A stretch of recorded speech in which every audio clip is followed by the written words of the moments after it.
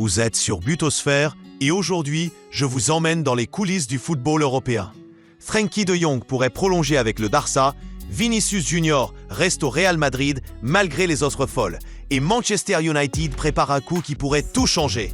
Restez bien avec moi parce qu'on va passer en revue toutes les infos qui secouent le marché et découvrir ce que ça signifie pour les clubs et les joueurs. Croyez-moi, vous ne voulez pas manquer ça.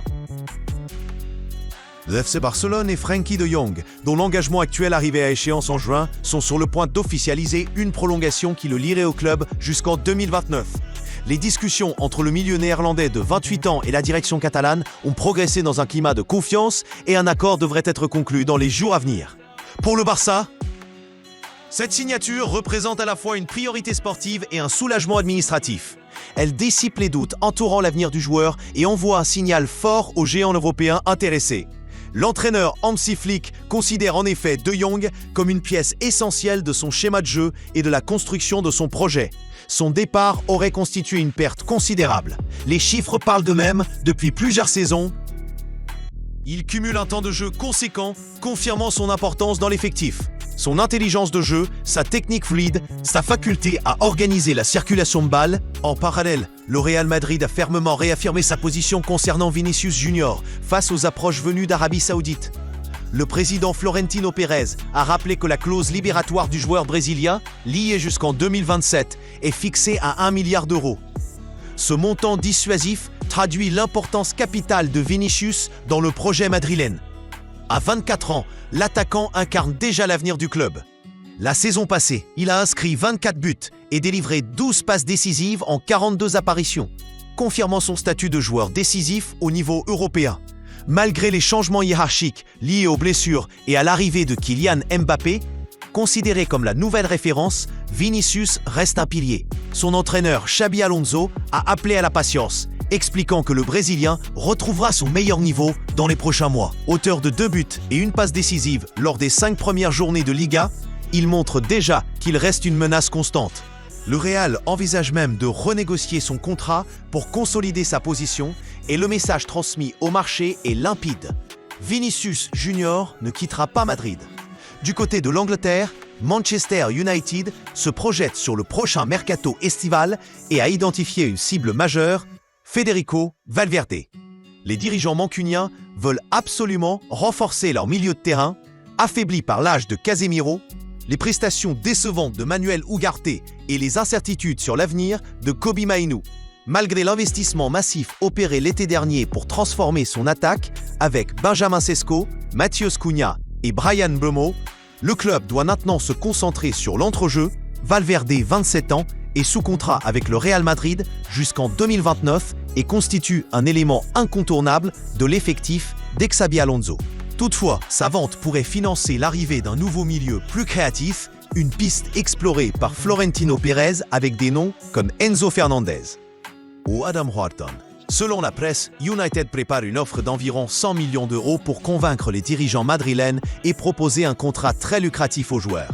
Si l'opération s'annonce compliquée, elle témoigne des grandes ambitions des Red Devils. Dans le même temps, Chelsea s'intéresse au jeune milieu espagnol Mikel Jaureguizar, qui évolue à l'Athletic Club. À 21 ans, il a déjà disputé plus de 60 rencontres, inscrit 3 buts et délivré autant de passes décisives. Titulaire indiscutable sous Ernesto Valverde, il a pris part à toutes les compétitions, y compris la Ligue des Champions.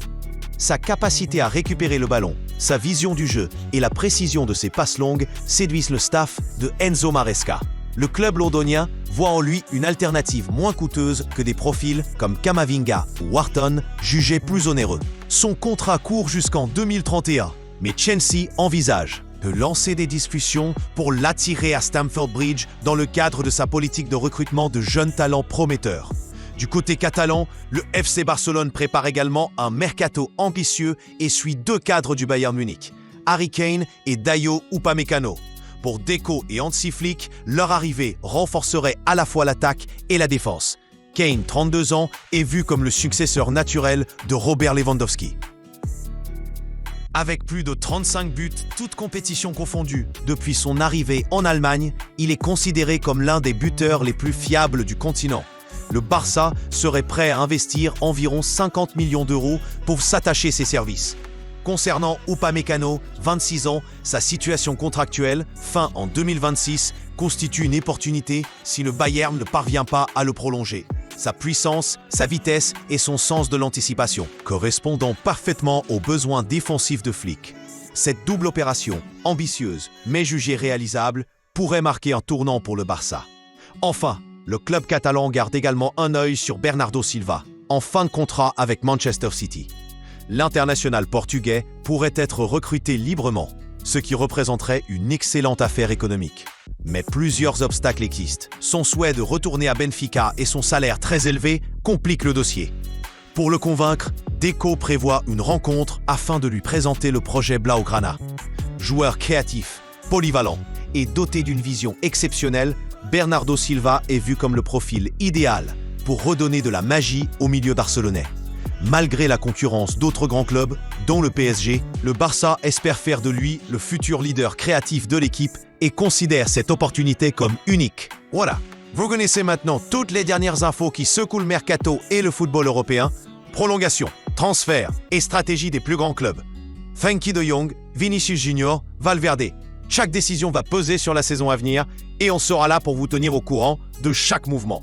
Si cette vidéo vous a plu, pensez à liker, partager et vous abonner à Butosphère pour ne rien manquer des analyses et rumeurs qui font vibrer le football.